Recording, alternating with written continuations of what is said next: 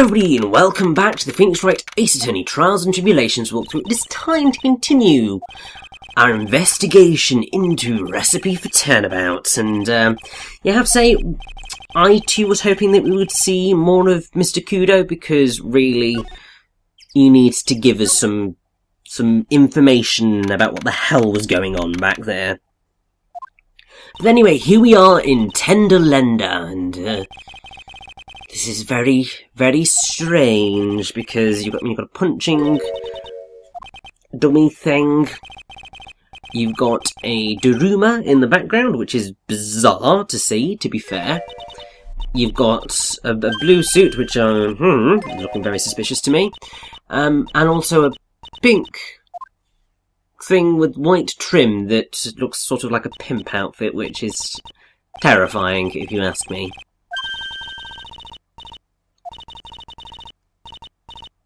And I'm trying to read the text above the on the sign, but it's a wee bit difficult at the size that it is, which is really annoying.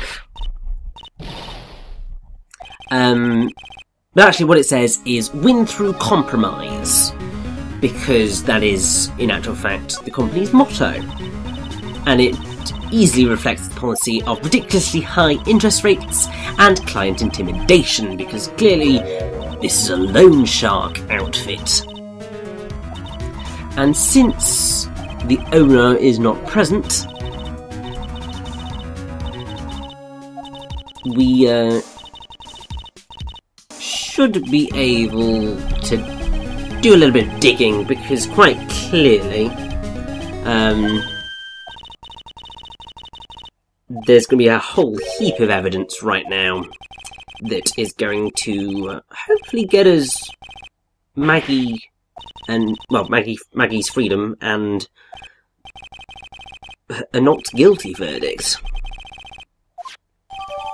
But yes, there's a suspicious repair bill.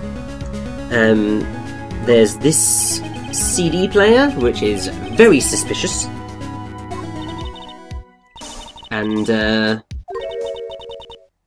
oh, this girl is freaking me out. I mean, to be fair, I think it's the head bandage that does quite a lot of the creepiness factor. I mean, obviously there's the way she's looking through her eyes, they're very low set, and all like, they always seem like only half open, so there's sort of a scowl going on there, and when she laughs, it's like a dark shadow across her face. It's terrifying. Basically, there's a lot in this case which is actually terrifying. And Claw of the Tiger from Rocco. Obviously, clearly a reference to Eye of the Tiger from Rocky, but MC Bomber. That's the CD. And, very suspicious indeed. And then we have also got the ashtray on the floor, which really does look like a mess. But I feel it's kind of important that we look at it, because next to the ashtray is something that will most definitely place a certain somebody at the scene of the crime. So, these are matches from Tribulations, which means that either the lady here or the tiger have been to Tribulations in the past. And I feel that probably the last thing we need to look at is this suit. And I agree that that thing is a pimp coat. But yes, the suit, the blue one, is the same colour as Nick's. And actually, if we look a little bit closer, we can see it on the lapel. And no, we don't want any cake right now. Normally, I am totally down for a bit of cake. Yeah, we had a a press launch at work, which was quite fun because of loads of tea and cake, and I just ended up stuffing my face. Obviously, I did work. I took photos. That was my job. I was the official photographer for the day, despite the fact that I'm not a photographer in any way, shape, or form. But they actually came out all right, so I was quite happy about that. So never turned out a bit of cake unless it's poisonous. But yes, on the lapel of that suit is a cardboard attorney's badge, and like, so clearly fake, it's unreal. And that basically proves that indeed the tiger is our evil twin. And there we go, here is the tiger. Obviously so called because he's got a tiger on his shirt, or suit. Oh, it's a suit. He's got a black shirt on, and he's clearly a nut job, but this is why the whole Prestiti Felini makes sense, because Freelandlander, he's the tiger, you get the gist.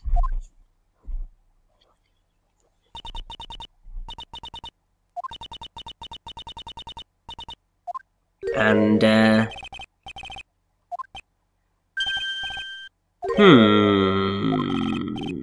how very suspicious indeed. So, she can get away with, Mr. Tigre here. If she does stuff wrong, she can get away with it, because he just goes into sort of crying over her weird relationship, it seems.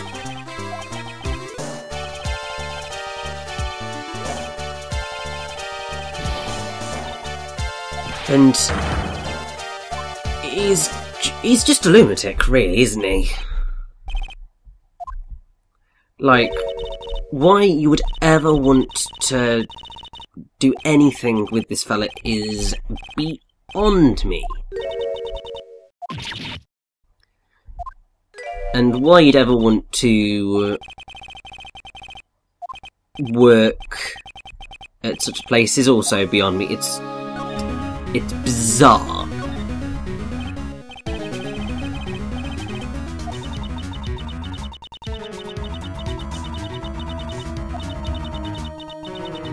And now she's actually going to talk to us, which is going to be quite helpful, I feel, because it means that we are going to be able to hopefully get a few nuggets of very important information.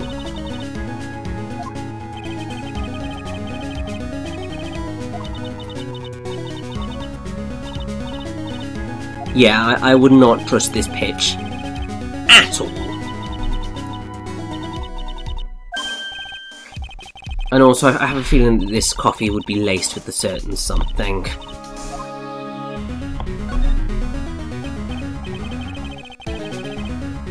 Now, I feel whilst we're here and I've got a bit of time, let's go over Mr. Tigre here. So, his main theme that we've heard is called Swinging Tiger. And we've now got his full name, which is Furio Tigre. I mean, you could pronounce it Tiger, but I feel Tigre feels a little bit more exotic. His Japanese name is Toranosuke Shibakuzu, and apparently he also has another name which is Naniwa no Zenetora. Everything else is Furio Tigre. So, the Shibakuzu is Kansai slang, which roughly means something along the lines of I'm going to kick your ass. Toranosuke roughly means tiger boy in Japanese, and Zenetora may come from the Japanese zeni, meaning money or coin, and tora, meaning tiger, which would make his alias literally Money Tiger. Then the Naniwa is the former name of the Japanese city of Osaka. In Japanese, obviously, well, no, in English and all of the languages, Furio Tigre, The Furio comes from Furioso, which means furious in Spanish, Italian and Portuguese, and Tigre means tiger, obviously.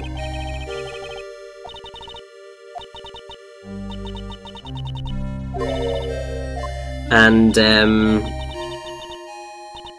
I think the only real things that we've got left to do with him are that obviously the image of on his suit it has a tiger biting down on a dragon, which is intimidating on its own, but it makes more sense in the Japanese version because Nick's name is Ryuichi, which alludes to dragons because it's Ryu, and Tigre's name is Toranosuke, which means tiger boy. And in Eastern mythology, tigers are the eternal rivals of dragons, and there are numerous artworks depicting dragons and tigers locked in an epic battle. And you also have a Chengyu, which is a Chinese idiom, which describes equal rivals as dragon versus tiger.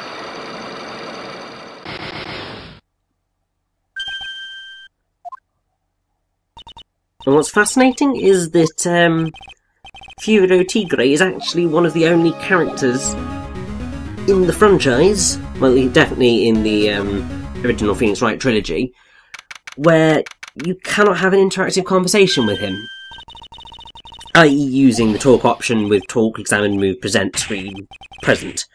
It's just impossible. Which is actually quite fascinating, to be fair, because you would have thought you'd be able to, but no, it's physically not possible.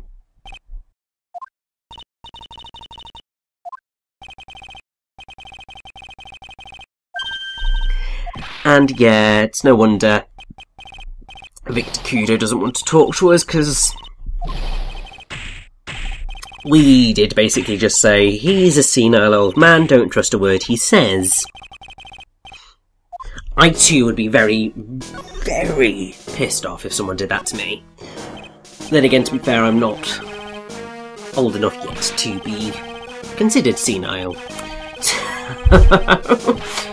Although, to be fair, there are times when I do begin to wonder about the state of my memory, because it's, oh my god, it's awful. It's like, even this morning, I was just like, right, so I'm going to do that on Monday. Because I thought today was Saturday. So I'm recording, it's a Sunday. It's actually really nice outside, considering it's quite late. But yeah, I thought it was a Saturday this morning, and then was obviously very disappointed when I realised, oh, I'm back in at work tomorrow. I love my job. I really do love my job. But it's that typical thing of when you're at work, gets to Sunday, you're just like, oh, can I just have another day off? Just extend the weekend a little bit longer. Just have that extra day, then I'll be ready to go back to work. All nice and absolutely excited. But no, it's the curse of a Sunday, that's why I thought, ah, yes, I've got a bit longer. I don't. Oh well. And, yeah, we're just gonna have to suck this up, because we need to actually talk to him, I feel. Because any bit of information could prove useful right now. And obviously he's adamant that he saw what he saw. And while I do think he's a bit of a lunatic and he's not exactly altogether there could be something useful in it. And oh,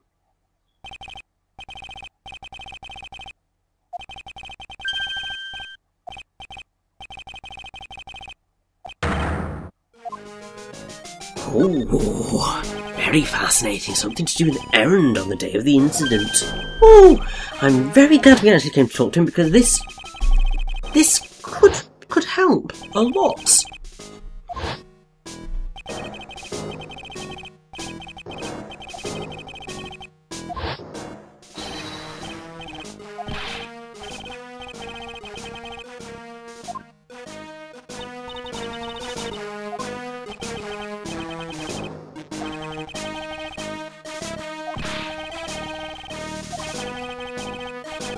And... so... Kudo left the building to find a call phone. I don't know why they didn't use the phone in the restaurant. Because, you know, that would have... That's just very suspicious. Because that would have gotten people here quite a lot sooner. That... Yeah, why didn't you say it in court? I know we kind of kicked you out quite quickly. But, yeah, if you told us that before, because that's actually really important, because it means that there is, well, exactly, we already have a space of 5 minutes between Kudo leaving and him calling the police, which is easily more than enough time to do a certain something, which is just incredibly suspicious.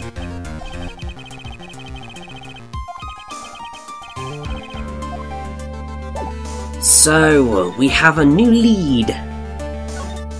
First off, we should probably go and speak to Armstrong since he's here, and also hopefully we'll kill a bit of time because you don't know when Maggie's going to be out of questioning. And, unfortunately, Mr. Armstrong is now out. So, this place is pretty dead.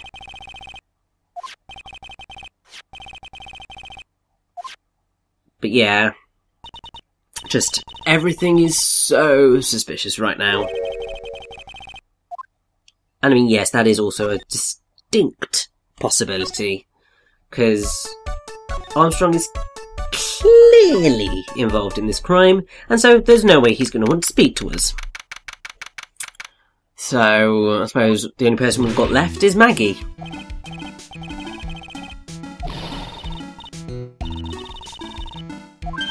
Don't know how she's going to blog from inside her prison cell, but okay, you do you, Maggie. I have to say, I've not blogged in ages. I feel really bad, because I did so well last year, for the most part, and then I was determined this year that I was going to keep it up, but life has summarily got in the way, and I just haven't been able to blog in well over a month, which I feel bad about. But then, life's life. You gotta deal with it.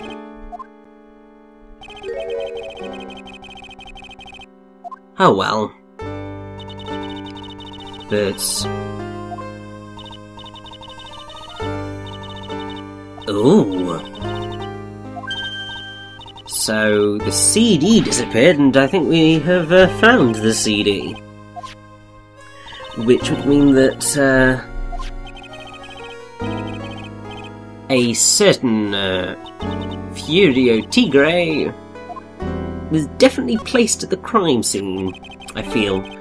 If the CD that was on the table vanished, and it is now in his office, kinda pins it on him.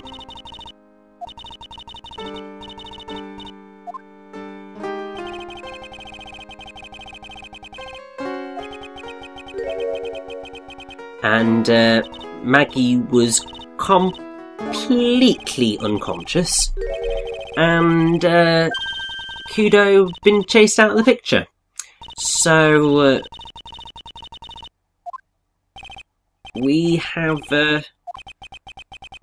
only Mr. Armstrong's word for what happened at that time. I mean, that's basically what it's looking like. Whether he's the one who did it's a different matter. Well, clearly he did. It's clearly Furio Tigre. We saw that here in the opening cutscene. We know. But just essentially, so the way we've got everything set up now is that... So Maggie's seen one thing, and Victor Kudo saw another. So... It's all very suspicious. It's almost like the whole thing could have happened twice? Certainly a theory to be keeping an eye on, I feel.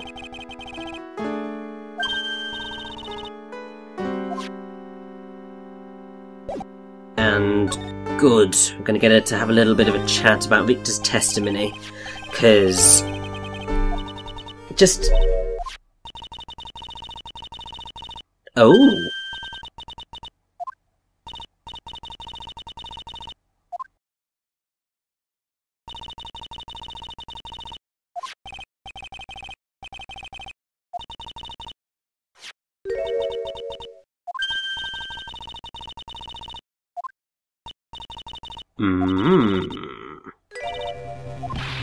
So,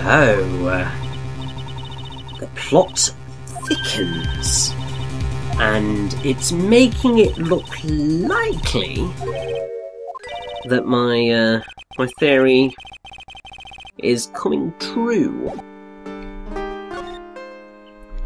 And if it's a creepy, cackly woman, then I think we may have an idea of who that is, but you know what, Maggie?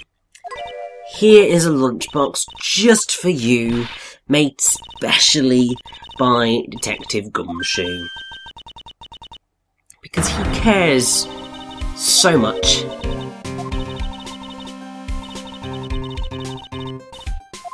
I mean, I wouldn't eat it, it looks slightly terrifying. Oh, Maggie.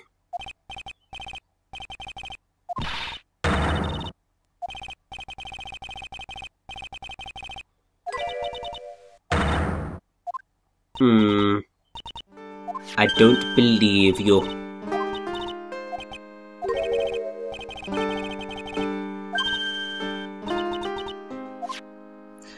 But, oh, poor Maggie.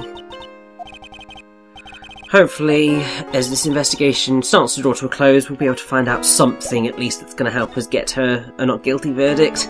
Please.